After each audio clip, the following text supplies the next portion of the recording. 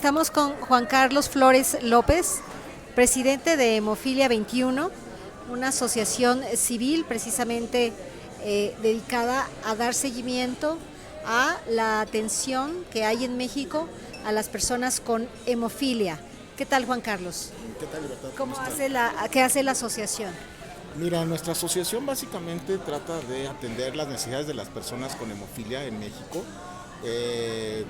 Intentamos darles medicamento, atención integral, gestionar con autoridades la atención más adecuada que se nos deba dar tanto a la Asociación de Pacientes con Hemofilia como otras coagulopatías afines a la hemofilia. Y actualmente hay una situación que tú estás denunciando, que tú estás llamando la atención. ¿Cuál es?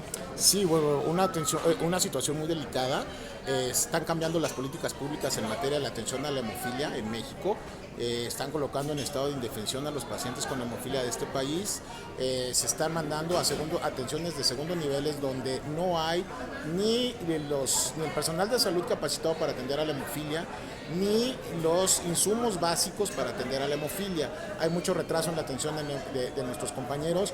Hay una situación crítica en los servicios de admisión continua o urgencias, como también les llaman, y hay compañeros que se están atendiendo a las 6, 7, 8, 9 o 10 horas después de iniciar un sangrado. Entonces eso los está poniendo en un estado de riesgo inminente. ¿Qué es la hemofilia y cuáles son los riesgos precisamente? La hemofilia es una alteración en la coagulación causada por la ausencia de una proteína en la cascada de la coagulación, mal llamada cascada de la coagulación. Hay 13 factores de la coagulación sanguínea. A las personas con hemofilia nos hace falta uno de esos 13 factores. Habitualmente, en el 85% de los casos, los compañeros adolecen del factor octavo de la coagulación. A ellos se les llama hemofilia A o clásica, por deficiencia factor octavo, y enfermedad de Crismas o hemofilia B, a la hemofilia que se deriva de la adolescencia del factor noveno de la coagulación. Entonces eso evita que las personas con hemofilia coagulemos adecuadamente. Ese es el principal problema. ¿Se producen sangrados internos? Se producen sangrados internos en la mayor parte de las veces, aunque claro, no estamos exentos de sangrados visibles, pero los sangrados internos son los más comunes porque van directamente, atacan a las articulaciones, donde hay microsangrados, y eso genera que un paciente mal atendido, como es en el caso de México, generemos discapacidades en diferentes niveles. Ahora tú decías, es una enfermedad discapacitante, pero si está mal atendida. Sí, es una enfermedad discapacitante si está mal atendida, pero en México, lamentablemente, como en muchos otros países de vías de desarrollo, está mal atendida. Entonces sí hay mucha gente con hemofilia con diferentes niveles de discapacidad. ¿Qué se necesita para una buena atención? Se necesita sensibilidad, de entrada sensibilidad política. Se necesita que haya más especialistas que conozcan a fondo el padecimiento. ¿Quién es el especialista que atiende la hemofilia? Idealmente es el hematólogo, pero no todos los hematólogos, porque hay hematólogos que no les interesa atender hemofilia, que no están capacitados para atender hemofilia y que no saben atender hemofilia. Entonces necesitamos hematólogos que además estén interesados en atender el problema de salud que tenemos. ¿Cuál es el ejemplo internacional o el modelo internacional de atención a la hemofilia? Mira, yo he sido invitado... Digamos, hablando de mejores prácticas. Claro, yo he sido invitado tanto a la inauguración de la Clínica Hemofilia de La Habana, Cuba, donde, a la Clínica Hemofilia le llaman la casita, es literalmente una casita, porque no es mentira lo que las autoridades dicen, que no puede haber una clínica de hemofilia en un lugar que no sea un centro hospitalario. Conozco una de las mejores clínicas de hemofilia del mundo, y la Clínica de Hemofilia de Oxford es un edificio de una planta muy pequeño, pero además con una calidez de atención muy particular. Las enfermeras, por ejemplo, no tienen uniformes de enfermeras. El lugar es más una estancia familiar, una estancia muy hogareña, donde se atienden a los compañeros con hemofilia, y obviamente sí tienen sus centros de atención para dar una atención de una aplicación de medicamento oportuna. Hay servicio de estomatología, odontólogos, hay fisiatras y hay ortopedistas que especialistas en la atención de la hemofilia, además de psicólogos y personal interdisciplinario que atiende muy bien en estos centros de atención a la hemofilia y que no son unidades hospitalarias, por cierto. Ahora, en caso de una emergencia, porque lo que ahora argumenta el gobierno mexicano es que no es un centro hospitalario la clínica de hemofilia. Y desgraciadamente se está llegando a urgencias antes de pasar a una clínica de hemofilia bien estructurada.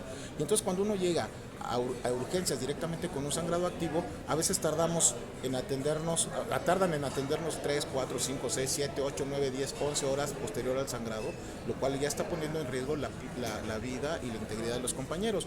Y ya se habían logrado algunos avances. Contábamos con una clínica de hemofilia en el banco de sangre del Centro Médico Siglo XXI, pero desde el sexenio pasado hubo intentos por cerrarla, diste ahí la batalla para que no se cerraran, y empezando ese sexenio que se esperaba que fuera algo, sucediera otra cosa, se cerró. ¿Cuál es el problema de que esto haya ocurrido así? ¿Cuáles son las secuelas, las consecuencias? Se venía dando atención desde los años 70, a principios de los años 70, en una clínica de hemofilia que vio pasar todos los avances de la hemofilia en este país, todos, que fue la generadora de los grandes médicos especialistas, hematólogos en hemofilia de este país. Y bueno, ¿cuáles son las consecuencias? Las consecuencias son muchas. En primer lugar, que ha descendido la calidad de atención en materia de hemofilia. Esa es una. Que se está poniendo en riesgo la integridad física de los compañeros con hemofilia, que están poniéndolos en grave riesgo de muerte a los compañeros con hemofilia por las malas prácticas que se tienen actualmente. Insisto, se está aplicando el medicamento 3, 4, 5, 6, 7, 8, 9 y hasta 10 y 11 horas después de iniciar un sangrado, cuando la recomendación internacional es aplicar el medicamento antes de las 2 primeras horas de iniciar una hemorragia.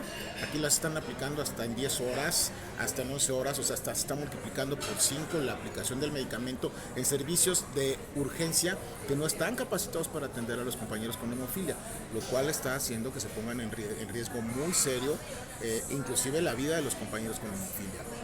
Las consecuencias, bueno, que va a haber más discapacidad porque se está mal atendiendo a los compañeros. Si bien no se les está poniendo actualmente en peligro a muchos, sí se les está poniendo en peligro su integridad física y se van a generar obviamente más discapacidad. Ahora hay una respuesta, ustedes han protestado esto ante el Instituto Mexicano del Seguro Social y la respuesta es que no hay esta clínica, pero las personas están siendo derivadas a las clínicas, a los hospitales de segundo nivel.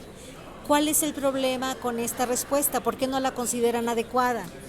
La consideramos una respuesta que no es respuesta, ¿no? Porque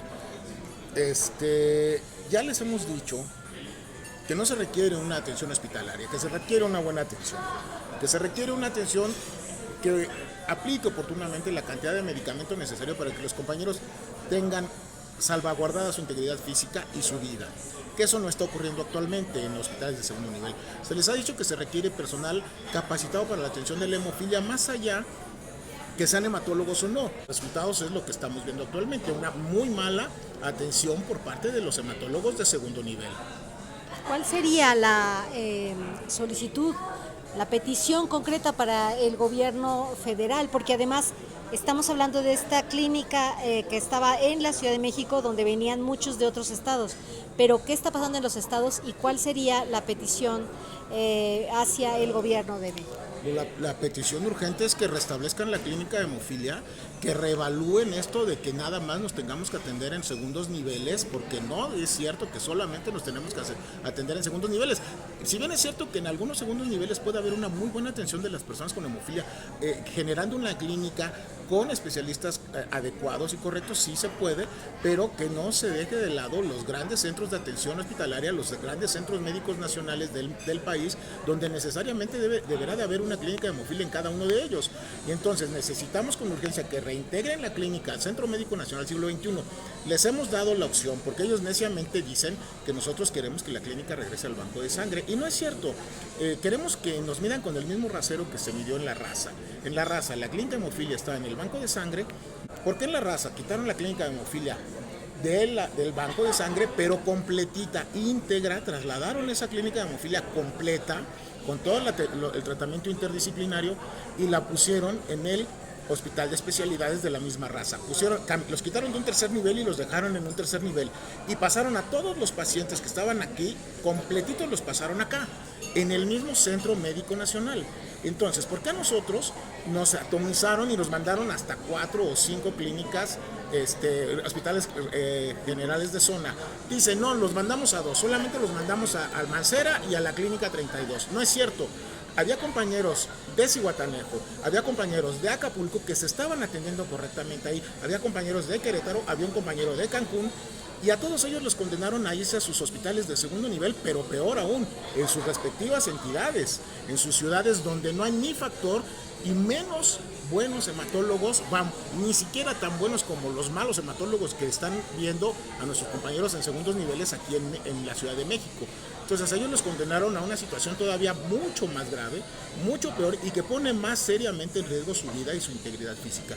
A todos aquellos que se atendían en el banco de sangre los derivaron a clínicas donde está todavía peor la atención que en el Gabriel Mancera o en la Clínica 32. Lo que pedimos es, ya que nos quitaron del banco de sangre, completa la clínica, que nos reintegren al hospital de especialidades. Esa es una gran opción, lo mismo que hicieron en La Raza. Y entonces seguiremos atendiéndonos en tercer nivel y seguiremos teniendo una clínica completa, porque ahorita lo que pasó es que se desintegró la clínica.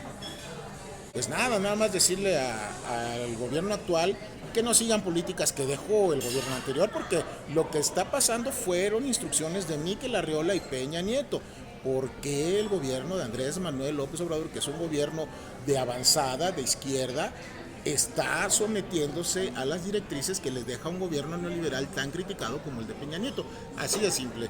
Ellos están siguiendo instrucciones que dejó el anterior gobierno, que tomen las propias determinaciones, que se sienten con los expertos, que nosotros les podemos decir quiénes son, y nosotros mismos sentarnos como pacientes a la mesa con el gobierno y tratar de arreglar un problema que es fácilmente arreglable y también que no va a implicar mayor gasto, no necesitamos mayor cantidad de dinero, de recursos económicos de los que se están aplicando. Muchas gracias, Juan Carlos. Gracias a ti, Libertad.